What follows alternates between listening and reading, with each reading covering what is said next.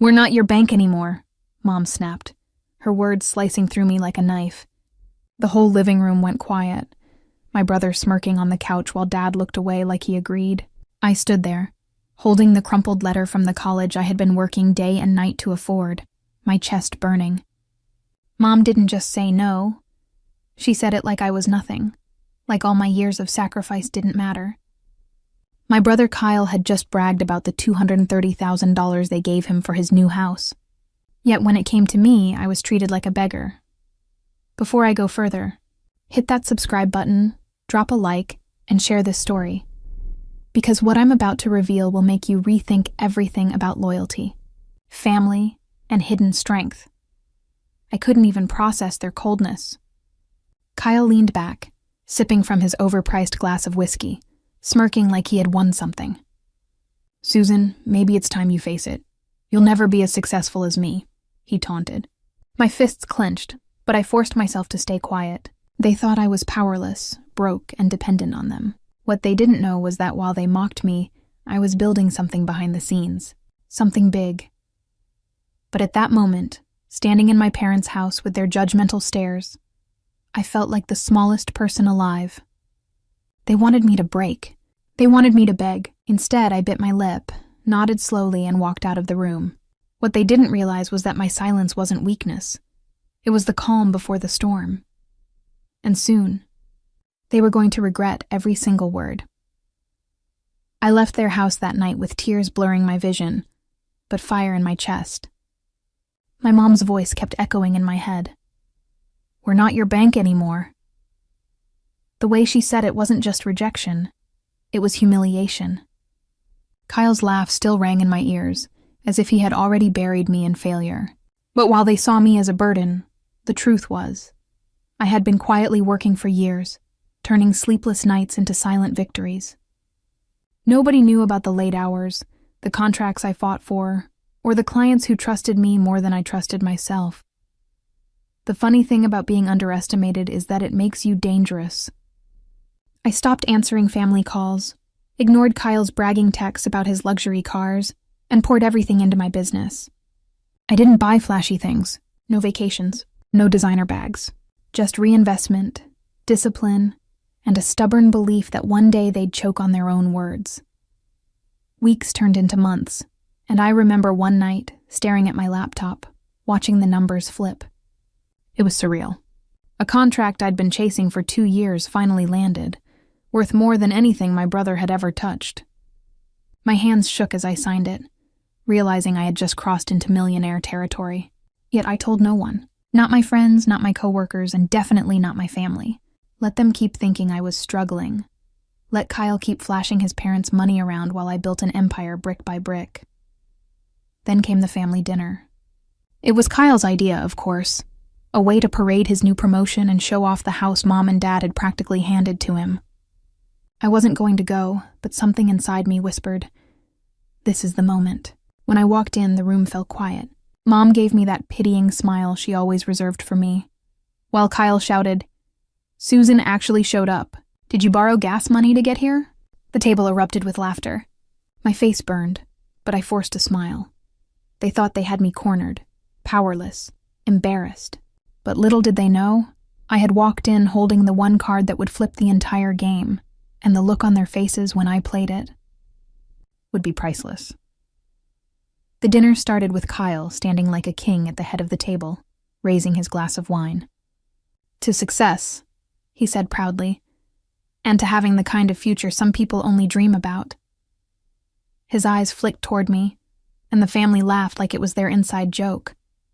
Mom leaned across the table, whispering just loud enough, "Susan, maybe you should take notes from your brother instead of chasing whatever it is you're doing."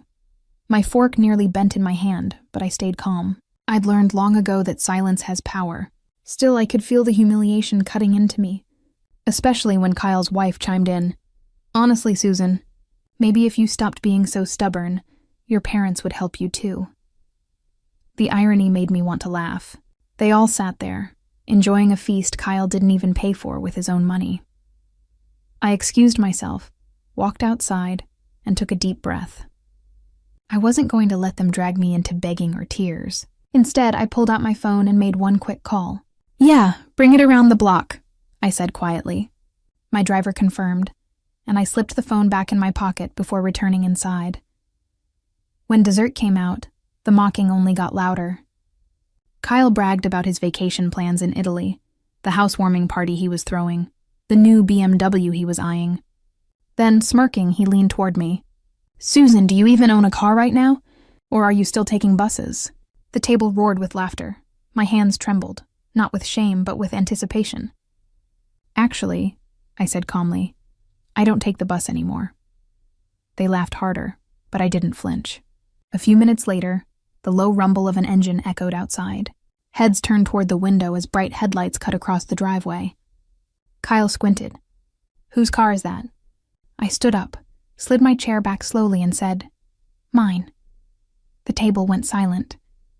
I walked toward the window, and there it was, my brand new black Bentley pulling up, gleaming like a shadow under the porch lights. Gasps filled the room. Dad almost dropped his fork. Mom's jaw tightened. Kyle's face twisted in disbelief, but I wasn't done. Not even close, because the real secret I was about to reveal would crush every ounce of pride they thought they owned. The room felt frozen. No one moved, no one breathed, as the sleek Bentley hummed outside. Kyle's smirk was gone, replaced with a nervous laugh. That's not yours," he stammered. "You probably rented it for the night." Mom's eyes narrowed, her voice sharp. "Susan, is this some kind of joke? You've always struggled. Don't embarrass yourself like this." I turned to them slowly, my heart pounding, but my face calm. "It's not rented. It's mine. Paid in full." A murmur ran across the table. Dad cleared his throat, trying to sound steady. "Even if you manage to buy a car, Susan, it doesn't mean you're stable. Your brother has a real career, real property. You can't compare." That's when I pulled out my phone, tapped a few times, and turned the screen to face them. Their laughter died instantly. On it was a portfolio. Business registrations, contracts, and bank balances. "You think I'm struggling?" I said, my voice sharper than I intended. "While you were laughing at me, I built 3 companies. One in real estate, one in tech consulting, and one in e-commerce. Combined, they're worth more than $7 million. The silence that followed was almost painful. Kyle's wife dropped her spoon. Mom's eyes widened in shock, then quickly narrowed in anger. Why didn't you tell us?" she demanded, her voice shaking.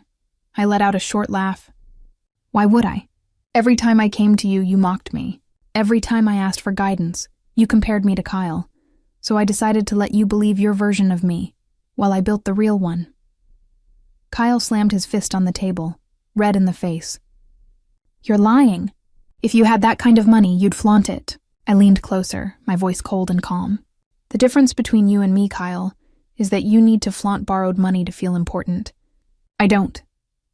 Right then, the driver knocked on the door and handed me a sleek folder. I placed it on the table and slid it toward my parents. Inside are the documents for the new family estate. The land, the house, everything. And here's the twist. It's under my name. Not yours. Not Kyle's. Mine. Mom's hand trembled as she opened it, her eyes darting across the pages. Dad's face turned pale. Kyle looked like he'd been punched in the stomach. For the first time in years, I wasn't the quiet, ignored daughter. I was the one holding all the cards, and the storm they thought they controlled, it had just turned against them. But what I said next would leave them completely shattered. The air inside that dining room was suffocating. My parents' hands trembled over the documents, Kyle's face red with disbelief, and his wife staring at me like she had just seen a ghost. For years, they painted me as the failure, the dependent one, the burden. Now the truth sat right in front of them, undeniable and signed in black ink. Kyle finally exploded. "This is ridiculous. Mom, Dad, tell her she can't just show up here and take everything." His voice cracked, and for the first time I saw fear behind his arrogance. Dad leaned back, pressing his hand to his forehead. "Susan, why didn't you say anything before?" His voice was small, almost defeated. I looked at him, then at Mom, whose lips trembled with the realization that the daughter she dismissed had surpassed the golden son she worshipped. My voice was steady, because it wasn't about proving myself to you. It was about proving it to me. But tonight, I wanted you all to see that your words didn't break me. They built me. Mom slammed the folder shut and hissed, "So what now? You think you're better than us?" I leaned forward, my gaze sharp. "No, I don't think I'm better. I know I'm stronger. You called me poor, unworthy, and weak. But now, when your precious son drowns in debt and can't pay for the mansion you gave him, guess who the bank really is?" I paused, letting my words sink in. "Me." Kyle jumped up, his chair crashing to the floor. "That's a lie. I don't need your money." But his wife's eyes betrayed the truth. She already knew their accounts were bleeding. Mom and Dad exchanged a glance that told me they knew it too. I stood, calm and unshaken, and walked toward the door. My heels clicked against the polished floor, each step louder than the last. Before leaving, I turned back one final time. "You told me you weren't my bank anymore. And you were right. You never were. Because while you were too busy investing in Kyle's ego, I invested in myself. And now," I smiled coldly, "you'll realize I was holding the keys to this family's future all along." I walked out into the night, my Bentley waiting, headlights glowing like a spotlight on my freedom. Behind me, the voices rose, panic, anger, denial, but none of it mattered anymore. For the first time in my life, I wasn't walking away as the underdog. I was walking away as the one who had finally won. And deep down, I knew they would never laugh at me again.